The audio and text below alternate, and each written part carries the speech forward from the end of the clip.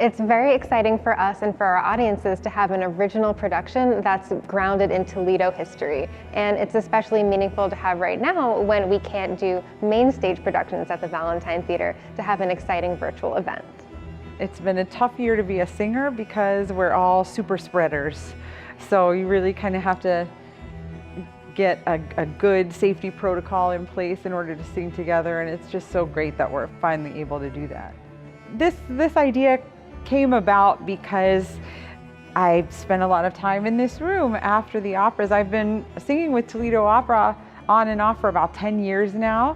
So I've spent a lot of time in this room with this mural, and there are some faces on there that I could pick out immediately, and I knew who they were because I was used to seeing them, like Fanny Brice and Edwin, who was in Mary Poppins.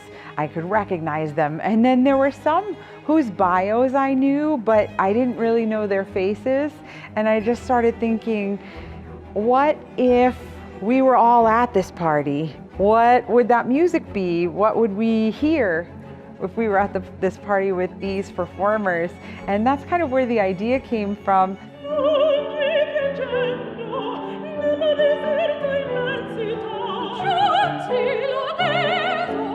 Alta Dancler reached out to me and proposed that we create a performance, a production during this COVID time when she had been a lot of time to think about what it would be, that she would have also time to come direct it, be in it, and it would be a great program for us to have as a gap period. She proposed that we do this project together. And I thought it was a glorious idea. But what we're doing is just giving it a musical context, because that's what Toledo Opera is most qualified to do, is to say, okay, what was this music that we would have heard if we were there?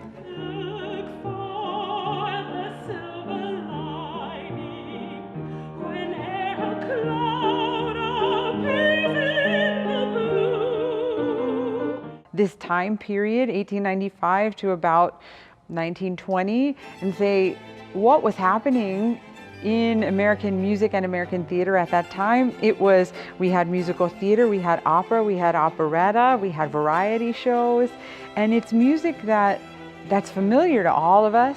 So even if you don't know the songs, if I tell you that we're singing My Man from the Ziegfeld Follies of 1919, there are very few people who are going to say, oh my gosh, that's my favorite song. But after they hear it, they're going to say, that sounds really familiar to me. It's super nostalgic music, and to me, it's the soundtrack to kind of the genesis of what made America, America.